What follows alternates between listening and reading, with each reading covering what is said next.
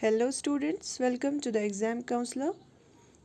Today we're going to practice the MCQs of Unit 4.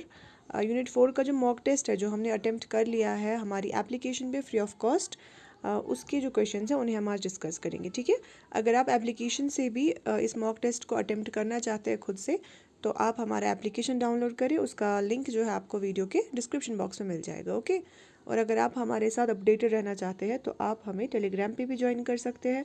उसका link भी आपको video के डिस्क्रिप्शन बॉक्स में मिल जाएगा। और हमारी एप्लीकेशन पे आपको काफ़ी सारे पेड कोर्सेज भी मिलेंगे एमसीक्यूज़ के, सुपरवाइज़र के रिलेटेड। आप उन्हें भी ज्वाइन कर सकते हैं अगर आप चाहें तो। वहाँ पे भी आपको काफ़ी सारे जो इम्पोर्टेंट एमसीक्यूज़ है रिलेटेड टू सोशियोलॉजी ऑप्शनल, वो आपको वहाँ से मिल जाएंगे। ठीक है, okay. So let's get started with question number 1. It says, which of the following is a characteristic of people below the poverty line? Below the poverty unit 4 के है। ठीक है, जो यूनिट 4 है स्पेशलाइजेशन का, सोशियोलॉजी का, उसके MCQs है ये जो हमने हमारी ऐप पे करे थे। ठीक है, okay. So it's asking that which of the following is a characteristic of people below the poverty line. ठीक है, जो BPL लोग होते हैं, बिलो द पॉवर्टी लाइन होते हैं, उनका क्या कैरेक्टरिस्टिक होता है इनमें से। डेट ट्रैप, देखो डेट ट्रैप क्या होता है। डेट ट्रैप मतलब जिन पे कर्जा हो, बहुत सारा कर्जा लिया हो आगे पीछे लोगों से, जिन पे काफ़ी ज़्यादा कर्जा हो, उस चीज़ को हम बोलते हैं डेट ट्रैप। ठीक है, जेंडर इनइक्वालिटी, कि फीमेल जो है उनका स्टेटस लो हो फैमिली में, मेल्स का हाई हो, जेंडर इनइक्वालिटी हो गया। देन पुअर हेल्थ, कि उनकी हेल्थ सही ना हो। तो क्या इनमें से कोई है ऐसा कैरेक्टरिस्टिक या फिर ये सारे हैं? Yes, try to answer. देखो बिलो द पॉवर्टी लाइन है मतलब काफ़ी ज़्यादा गरीब लोग हैं, उनकी जो इनकम है वो काफ़ी ज़्यादा कम है। अगर उनकी इनकम कम है तो वो ओब्वियसली कर्ज़ा लेते हैं।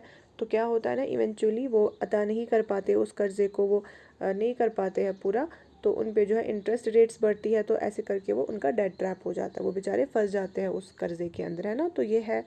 देन जेंडर इनइक्वालिटी बिल्कुल वो चीज़ भी होती है कि जब गरीब घराने होते हैं तो जो बच्चियाँ होती हैं उनको पढ़ा नहीं पाते हैं, तो वहाँ पे सिर्फ लड़कों को प्रेफरेंस देते हैं कि लड़के पढ़ेंगे तो आगे जाके वो कुछ कमा के लाएंगे घर के लिए।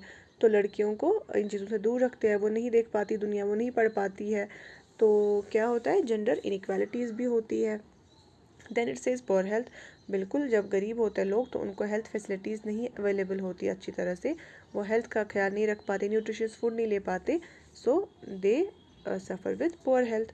सो all of the above is the answer. ठीक है, ये सारी चीज़ें ही होती है characteristic of the people below the poverty line. ठीक है, बिल्कुल सिंपल सा क्वेश्चन है, you might have answer it very easily, है ना।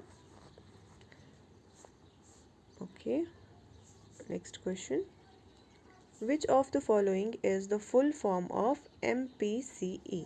देखो ये कुछ एब्रीविएशन है जो आपको पता होनी चाहिए, है ना। MPCE का फुल फॉर्म क्या है? Is it minimum per capita expenditure, is it maximum per capita expenditure, और is it monthly per capita expenditure, और is it none of the above? Yes, you should answer the question by your own first, because अब थोड़ा ही time रह गया exam में, तो आपको MCQs तो बिल्कुल आराम से आ जाने चाहिए, है ना। Okay, so the right answer is option C, that is monthly per capita expenditure. ठीक है, MPCE means monthly per capita expenditure. आप साथ साथ क्वेश्चंस को अटेम्प्ट करते जाएंगे और आप अपना स्कोर जो है हमें कमेंट बॉक्स में बताएंगे। ठीक है, okay. Next question, which of the following are examples of self employment programs in India. इनमें से कौन से हैं जो सेल्फ एम्प्लॉयमेंट प्रोग्राम्स हैं इंडिया में? स्वर्ण जयंती शहरी रोजगार योजना, स्वर्ण जयंती शहरी रोजगार योजना, क्या ये है? प्राइम मिनिस्टर्स रोजगार योजना, क्या ये दोनों ही इनकरेक्ट है या फिर ये दोनों ही करेक्ट है, या फिर इनमें से कोई एक है? Yes, try to answer. Self employment program है। ठीक है, सिर्फ एम्प्लॉयमेंट नहीं है, तो उसमें तो हमें पता है मनरेगा आता है ना, कौशल विकास योजना या ऐसी कुछ चीज़ें, वो एम्प्लॉयमेंट है, ये सेल्फ एम्प्लॉयमेंट की बात कर रहा है। ठीक है, स्वर्ण जयंती शहरी रोजगार योजना, प्राइम मिनिस्टर्स रोजगार योजना, या फिर दोनों गलत है या फिर दोनों सही है? Yes, you might have answered. Okay, so the right answer is option D, that is both A and B are correct. ठीक है, दोनों ही सेल्फ एम्प्लॉयमेंट प्रोग्राम्स के स्कीम्स है। ठीक है, both A and B are correct, ये भी है और ये भी करेक्ट है। Next question, which of the following is an accurate definition of a self employed person. देखो, सेल्फ एम्प्लॉयड पर्सन हम किसको बोलते हैं? एम्प्लॉयड पर्सन समझते हैं जो कोई काम कर रहा है, कहीं पे एम्प्लॉयमेंट कर रहा है, उसे हम एम्प्लॉयड कहते हैं। पर अगर हम सेल्फ एम्प्लॉयमेंट यूज़ कर रहे हैं, what does it means? Self employment मतलब अगर एक इंसान खुद से अपना कोई बिजनेस कर रहा है, खुद ही अपने आप को पे कर रहा है और वो किसी के अंडर काम नहीं कर रहा है ना, किसी कंपनी के अंडर नहीं है या कहीं पे वो एज अ मुलाजिम काम नहीं कर रहा है, एम्प्लॉय नहीं है, खुद अपना काम खुद से कर रहा है, खुद को खुद ही पे कर रहा है, then he is known as a self employed person, है ना। Okay, I hope it's clear. Let's see the options. So the option 1 says a self-employed person receives a salary from their employer. देखो, इसने बोला कि वो किसी और से ले रहा है, तो फिर ये गलत ऑप्शन है क्योंकि ये सेल्फ एम्प्लॉयड तो नहीं, ये सिर्फ एम्प्लॉयड है, ये एम्प्लॉय है कहीं पे। A self employed person owns as well as operates a business. बिल्कुल ये हमारा मैच कर रहा है कि जो सेल्फ एम्प्लॉयड पर्सन है वो ओन करता है, वो खुद मालिक होता है और खुद अपना बिजनेस चलाता है ना, वो किसी के अंडर काम नहीं करता। So option B is the right answer. ठीक है, clear? Okay, question number 5. Which of the following is the actual definition of a workforce? Workforce हम किस चीज़ को बोलते हैं? देखो, आपने नॉर्मली सुना होगा किसी कंपनी की बात होती है तो बोलते हैं कि आपका वर्कफोर्स कितना है, आपकी कंपनी में कितना वर्कफोर्स है या आपकी फैक्ट्री में कितना वर्कफोर्स है ना। तो वर्कफोर्स का मतलब होता है कि कितने लोग हैं आपकी कंपनी में, आपकी कंपनी में कितने लोग हैं जो काम कर रहे हैं, है ना, या कितने लोगों को आपने एम्प्लॉय किया हुआ है, जिन जो आपका जो डेली वर्क है, जो आपका फैक्ट्री में इंडस्ट्री में काम है, जो उसको कैरी ऑन करते हैं ना, उस चीज़ को वर्कफोर्स बोलते हैं। इट कुड बी मैन और वीमेन, जो भी काम कर रहे हैं, दैट्स अ वर्कफोर्स। ठीक है, ऑप्शंस देखते हैं। The workforce is defined as the labor force that is employed by another individual or organization. The workforce is defined as the total population that is not employed. देखो, not employed तो गलत हो गया क्योंकि ये लोग तो काम करते हैं। The workforce is defined as the total population that is forced. देखो, ऐसा कुछ भी नहीं है। वर्कफोर्स का मतलब थोड़ी कि हम किसी को फोर्स करेंगे। वर्कफोर्स का मतलब होता है ऐसा लेबर, ऐसे लोग जिन्हें कोई एम्प्लॉय करता है अपनी कंपनी में, अपनी ऑर्गेनाइजेशन में, ताकि वो उनके लिए काम कर सके, है ना। So option A is the right answer. ठीक है, it is the labour force that is employed by another individual और organisation. Okay, I hope it's clear. Question number 6, this is not a possible adverse effect of global warming. देखो, यहाँ पे 4 option है, इनमें से 3 है जो ग्लोबल वार्मिंग की वजह से चीज़ें होती है और एक ऐसा है जो इसकी वजह से नहीं होता। ठीक है, वो हमसे पूछा गया है कि कौन सा नहीं है possible adverse effect global warming का। ऑप्शंस देख लेते हैं। Sea level rise, increase of UVB radiations ना, ultraviolet B radiations, retreat of glaciers, extraordinary weather patterns. देखो, ऑप्शन ए बोल रहा है सी लेवल राइज। हमें पता है जब ग्लोबल वार्मिंग होगी तो अर्थ क्या होगा, एक्स्ट्रा हीटअप होगा। जब अर्थ हीटअप होगा तो उससे क्या होगा, उससे जो वाटर है वो एक्सपैंड हो सकता है हीट की वजह से, या फिर जब ग्लेशियर्स है वो मेल्ट होंगे, जो भी आइस कैप्स है वो मेल्ट होंगी। एट द एंड क्या होगा, जो हमारा सी लेवल है वो राइज होगा, है ना। जब पानी ज़्यादा होगा, मेल्टिंग ज़्यादा होगी आइस की, तो क्या होगा, सी लेवल इंक्रीज होगा। तो ये है एक पॉसिबल एडवर्स इफेक्ट। हम इससे पूछा है कि कौन सा नहीं है, ये है। Then increase in UVB radiation. देखो, क्या UV रेडिएशन सन से आ रही है, अगर ग्लोबल वार्मिंग है, अगर अर्थ जो है वो हीट अप हो रहा है, उसकी वजह से क्या असर पड़ेगा सन पे? पड़ सकता है? बिल्कुल भी नहीं। हमें पता है सन का असर अर्थ पे पड़ सकता है, बट अर्थ का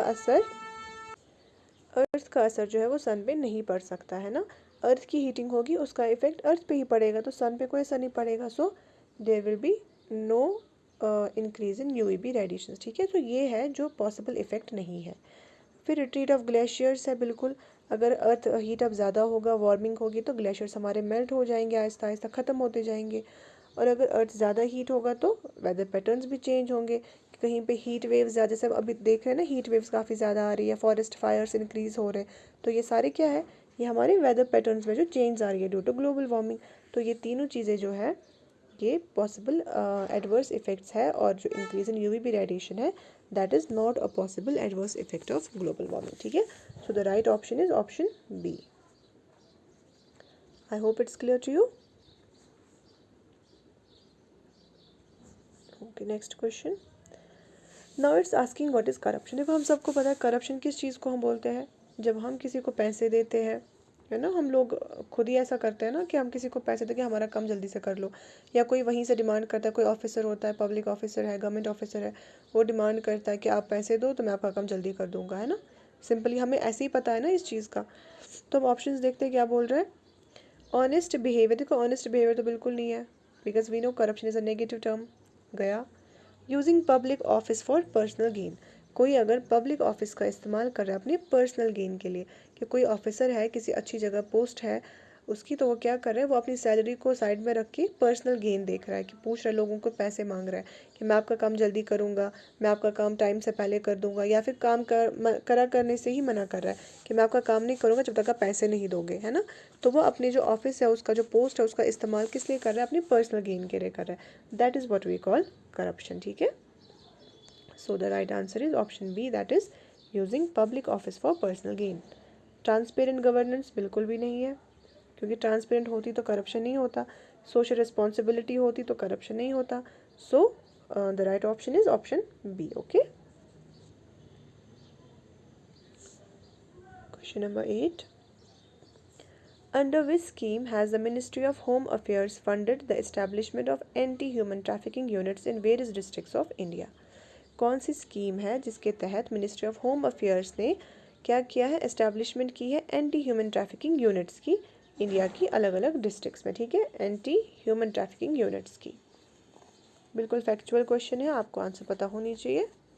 option A says strengthening law enforcement response in India against trafficking in persons through training and capacity building, protection of children from sexual offences act, comprehensive scheme for preventing child labor, national program for prevention of human trafficking. Okay, so which is the right answer? Yes, try to answer the question. The answer is option A, that is strengthening law enforcement response in India against trafficking in persons through training and capacity building. ठीक है,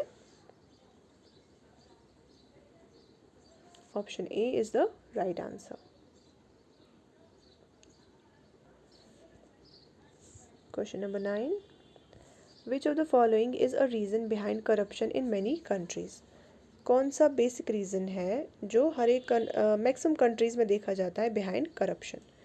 high salaries for, देखो अगर high salaries public officials की हो या कम हो उससे कोई फ़र्क नहीं पड़ता, क्योंकि जिनको करप्शन करना होता है वो तो करते हैं ना, तो सैलरीज़ का तो कोई असर नहीं पड़ता है। स्ट्रॉन्ग, देखो अगर स्ट्रॉन्ग इन्फोर्समेंट ऑफ लॉज होगा तो फिर करप्शन नहीं होगा, लोग डरेंगे कि नहीं खतरनाक लॉज है, हमें सज़ा हो सकती है, तो लोग इस चीज़ से दूर रहेंगे, है ना। तो this is not a right option. Transparency अगर होगी गवर्नेंस में तो करप्शन थोड़ी ना होता, हमें पता है ट्रांसपेरेंसी नहीं होती है काफ़ी सिचुएशंस में, काफ़ी ऑफिस में, तभी जाके करप्शन होता है। So the right option is cultural acceptance of corrupt behaviour. क्योंकि क्या हुआ है ना, अगर हम ज़्यादातर अपने कंट्री में देखें, इंडिया में देखें, करप्ट बिहेवियर को अच्छे से एक्सेप्टेंस है ना। कोई हमें बोल रहा है कि हाँ आपका काम हो जाएगा, आपको बस इतना देना पड़ेगा, हम नहीं दोबारा इसको थॉट भी नहीं देता है कि हम क्यों कर रहे हैं ऐसा, इस बंदे को तो ऑलरेडी सैलरी मिल रही है इसी काम के लिए, तो हम इसको एक्स्ट्रा पैसे क्यों दें। बट नहीं, ये हमारा वो कल्चर में ही आ गया ना, कल्चरल एक्सेप्टेंस हो गया है कि हमारे जहनों में है। इनफैक्ट हम यहीं से ऑफर करते हैं, क्या मैं आपको दे दूंगा चाय पानी, आप ये काम कर दो मेरा, है ना। We don't think about it कि इनको ऑलरेडी सैलरी मिल रही है, हमें इनको पैसे देने की ज़रूरत नहीं है ऐसे। तो ये चीज़ किस वजह से ज़्यादा होती है, बिकॉज कल्चरल एक्सेप्टेंस है कल्चरल करप्ट बिहेवियर की, है ना। So option D is the right option. Okay, now the last question, question number 10। How does corruption affect the quality of public service? बिल्कुल सिंपल सा क्वेश्चन है कि अगर corruption होगा तो पब्लिक सर्विसेज पे क्या असर पड़ेगा, कि जो पब्लिक सर्विसेज होगी उनका जो क्वालिटी है वो डिक्रीज़ होगा, ऑब्वियसली, है ना। इम्प्रूव तो नहीं होगा, अच्छा तो नहीं रहेगा, ऑब्वियसली उसका जो क्वालिटी है वो डिक्रीज़ होगा, क्योंकि लोग काम करने से मना करेंगे, वो हर बार पैसे मांगेंगे, ब्राइब मांगेंगे हमसे। तो करप्ट जब होंगे लोग तो फिर उससे क्या होगा, जो पब्लिक के काम है वो नहीं होंगे अच्छे से, उनका जो क्वालिटी है वो डिक्रीज़ हो जाएगा, है ना। So option C is the right option. Okay, decreases the quality of services. I hope all this questions are clear to you. आपने अच्छे से अटेम्प्ट कर लिए होंगे. देखो, अगर आपको कोई भी क्वेरी होगी, कोई भी आपसे आपका क्वेश्चन होगा, तो आप उसे कमेंट बॉक्स में हमसे पूछ सकते हैं. ठीक है. So this was all for today. Let's see you tomorrow. Okay, खुदा हाफिज़.